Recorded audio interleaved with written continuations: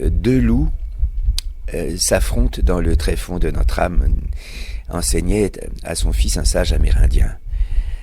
L'un bon, l'autre mauvais, l'un gentil, l'autre infâme, l'un des deux fait le mal et l'autre fait le bien.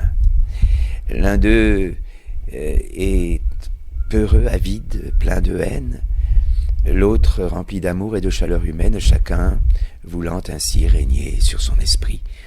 Lequel est le vainqueur ? S'écrie l'enfant surpris.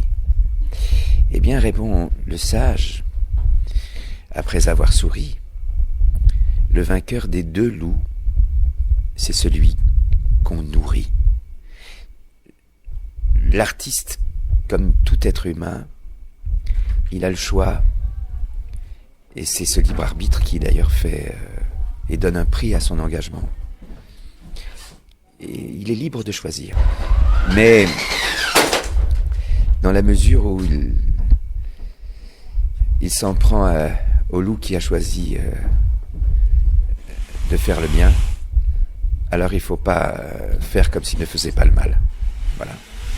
Alors j'avais vu au départ le titre qui s'appelait Les Fables de Ma Fontaine, au lieu des Fables de La Fontaine, et puis c'est devenu Les Fables de 10.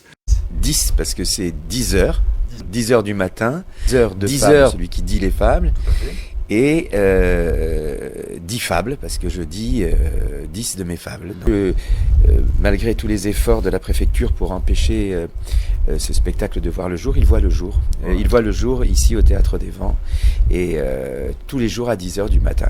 Quand j'étais petit, quand à l'école, quelqu'un me demandait « Qu'est-ce que tu veux faire quand tu seras grand ?»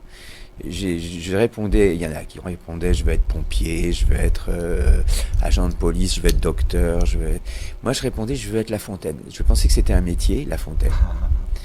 Et je trouvais ça tellement extraordinaire, ces histoires en vers, que je voulais être ça, quelqu'un qui fait ça, qui raconte les histoires comme ça.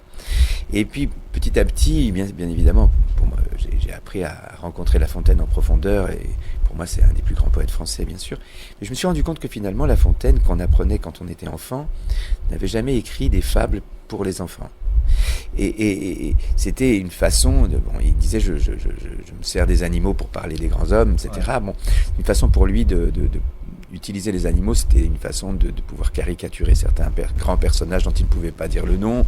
En même temps, il s'était inspiré d'Ésope, etc., etc. Mais on s'est toujours servi de La Fontaine pour nous donner des leçons de morale, des cours de morale. Et je trouve que ça manque la morale. Ça manque la morale.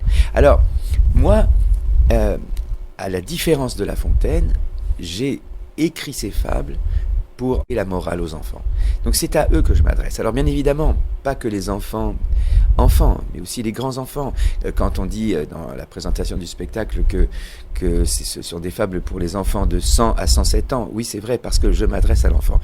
À l'enfant qui est en nous. Oui, parce que c'est l'enfant qui peut encore faire un chemin vers les valeurs, vers l'harmonie, vers tout ce qui embellit le monde. Parce que l'adulte, plus il avance, et la part de l'homme qui devient adulte, plus elle avance aussi dans la déception, dans une perception de cette corrosion du réel qui rend la vie si difficile. Mais ceux qui, dans l'âme humaine, continue à vouloir marcher vers un monde meilleur, c'est l'enfant qui a en chacun d'entre nous. C'est exact. C'est bien pour ça que justement Monomaniac Musique porte un projet pour éveiller les parents par rapport à leurs enfants, parce qu'on essaye de détruire nos enfants aujourd'hui.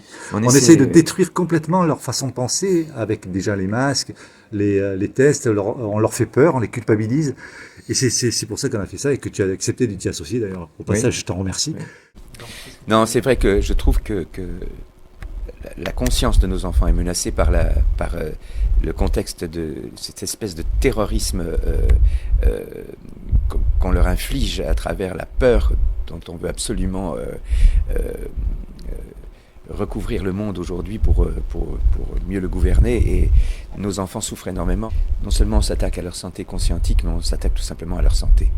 Et là, je suis totalement révolté et contre le fait qu'on veuille aujourd'hui vacciner de force les enfants en faisant une pression absolument abominable sur les parents pour les amener à mettre en danger la santé de leurs enfants.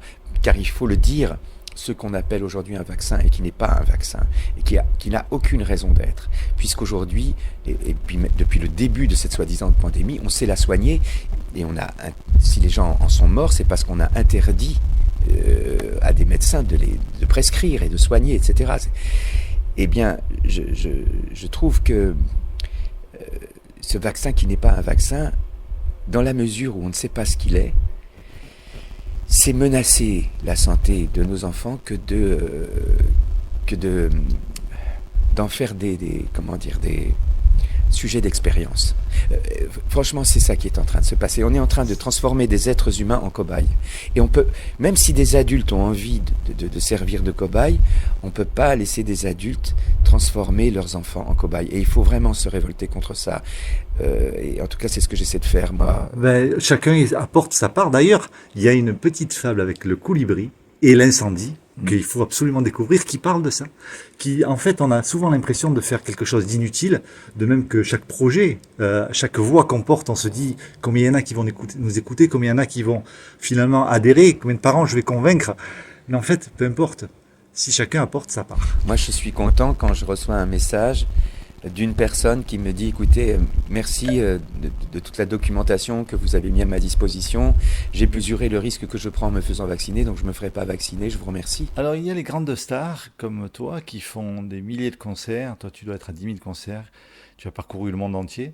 Mais qui ne savent pas, comme tu sais faire à tout moment, et tu l'as toujours fait, te rapprocher des gens à la sortie de ton spectacle et tu leur parles comme si c'était des amis.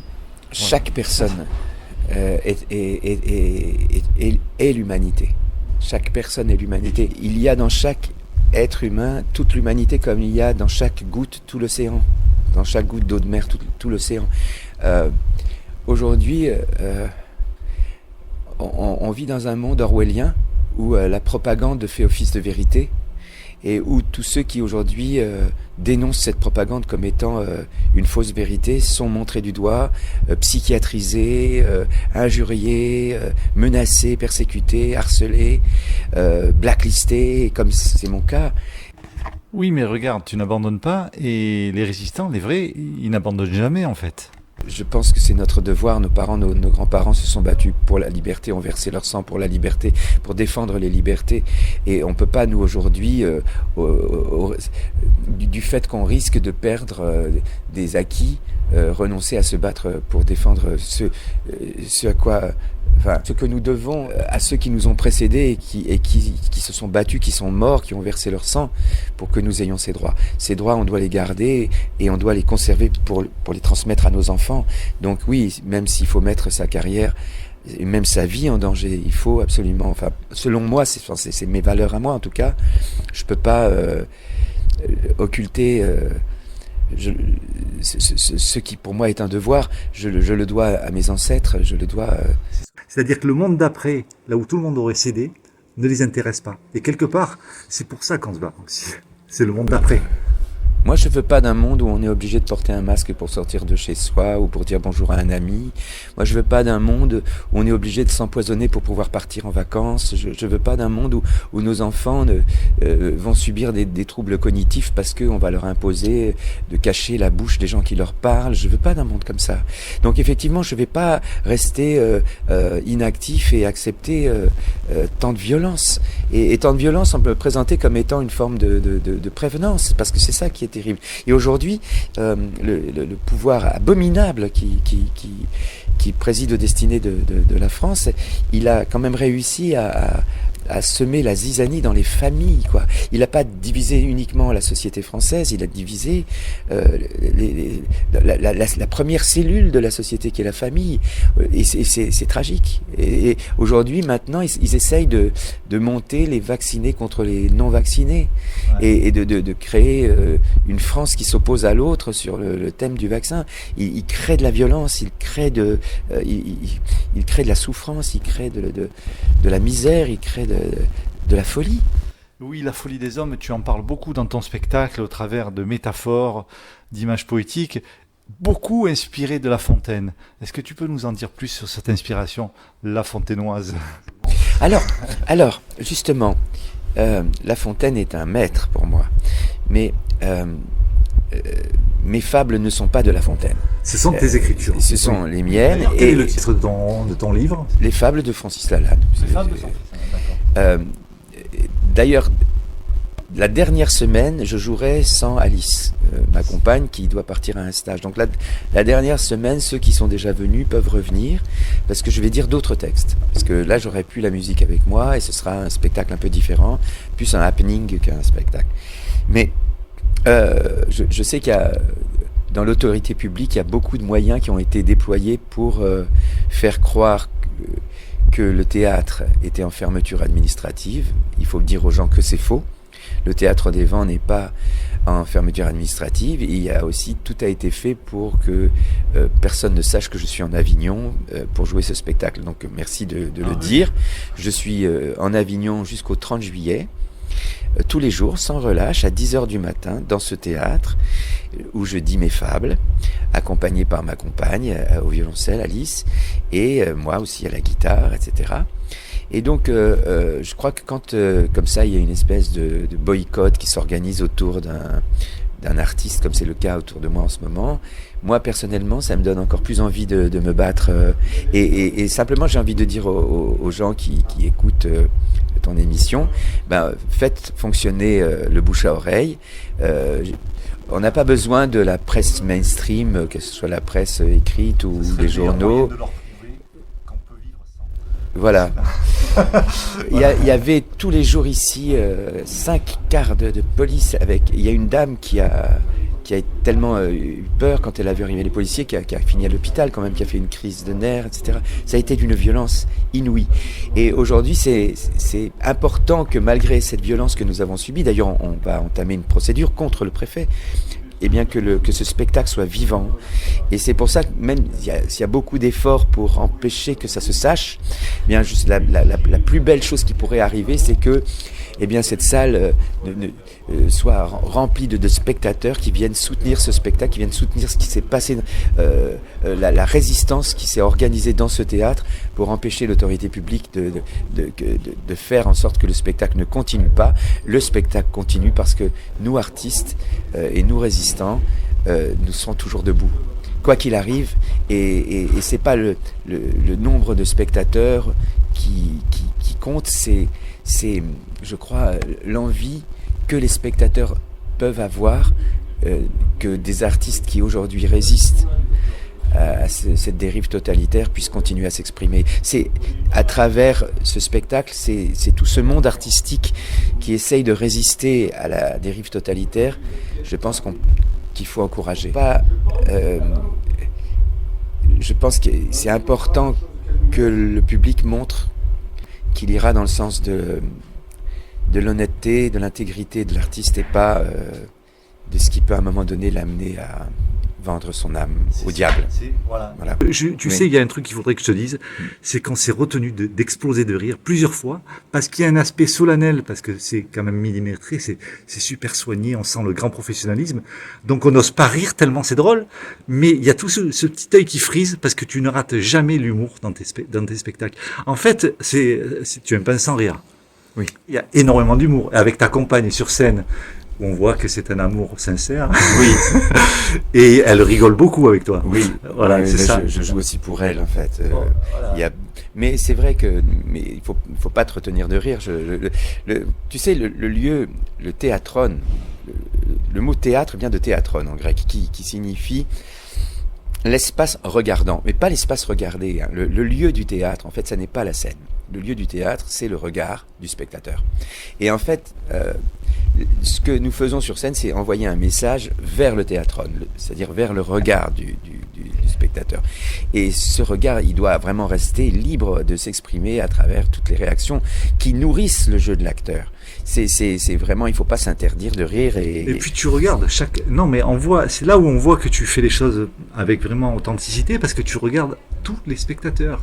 Dans les yeux, malgré la lumière qui t'aveugle, parce que tu es quand même mal placé pour voir les gens, mais tu cherches à scruter leurs réactions, et en même temps tu donnes beaucoup, parce que je t'ai vu carrément pleurer, quoi. On dirait que tu ressens l'émotion de ce que tu es en train de dire, pourtant ça fait 15 fois, 20 fois que tu dis les mêmes choses. C'est 15 fois la première fois. C'est ça. Tu comprends ? C'est chaque fois la première fois. Et d'ailleurs, c'est ce qui ressemble le plus à l'amour tel que moi je l'imagine, enfin comme étant l'amour, c'est-à-dire un éternel recommencement. Moi, je n'ai jamais l'impression de jouer pour la deuxième fois, ou la troisième, ou la quatrième, ou la cinquième. Moi, j'ai toujours l'impression de jouer pour la première fois. Quand je monte sur scène, c'est toujours la première fois. C'est ce qu'on ressent. Et franchement, j'avais connu La Fontaine avec les loups. Là, il y a toutes les couleurs de loup. Il y a le loup noir, le loup gris, le loup vieux, le loup blanc. Mais avec les guêpes, jamais. Et franchement, arriver à pousser à l'émotion extrême avec une simple guêpe qui représente quand même la douleur, la piqûre. Et on finit par aimer la guêpe à la fin du sketch. Et aimer la vie en général. La guêpe, elle est souvent, elle a souvent une mauvaise réputation parmi les insectes, comme le loup, comme la mouche, etc. Il y a des animaux comme le putois. J'aime beaucoup ces animaux parce qu'ils sont un peu les parents pauvres. Soit ils sont utilisés comme étant des archétypes plutôt négatifs, soit ils sont oubliés dans les fables. Le putois avait été complètement oublié, donc je voulais absolument sauver le putois. Et même, tu parles de la merde quand même dans ton spectacle. Je pense que la merde à voir avec ce que nous vivons, hein, de plus en plus. Tu sais, le coq est l'emblème de la France. Oui. Et si on dit, enfin, c'est Georges Méliès à qui on attribue ces mots-là, enfin, je ne sais plus si c'est Georges Méliès ou si c'était oui, c'était à propos du coq de Pathé Cinéma. Et en fait, c'est Georges Méliès, je crois, qui demande à Pathé pourquoi il a choisi le coq, qui est l'emblème de la France, etc. Et Méliès lui répond, mais vous savez pourquoi Pathé lui répond à Méliès, vous savez pourquoi le coq est l'emblème de la France? C'est parce que c'est le seul oiseau capable de chanter les deux pieds dans la merde. Voilà. C'est un spectacle aussi sur la profération, c'est-à-dire sur le passage du lire au dire et du dire au lire. Lorsque tu dis un texte, eh bien, il y a une sorte de musicalité lexicale qui n'est pas celle que véhicule la lecture. Lire un texte, ça véhicule une forme de musicalité lexicale qui n'est pas la même que celle qui correspond au moment où tu vas dire un texte. Et là, dans ce spectacle, on passe du lire au dire, ainsi, et du dire au lire, comme ça, par un vortex qu'on emprunte d'un côté et de l'autre sans cesse. Et donc ça donne une couleur musicale particulière à ce spectacle. Je ne sais pas si tu l'as ressenti. Oui, je l'ai ressenti, parce qu'en fait, d'ailleurs, je me suis dit, ça donne envie de lire ce que tu es en train de lire, mais personne ne peut lire comme ça.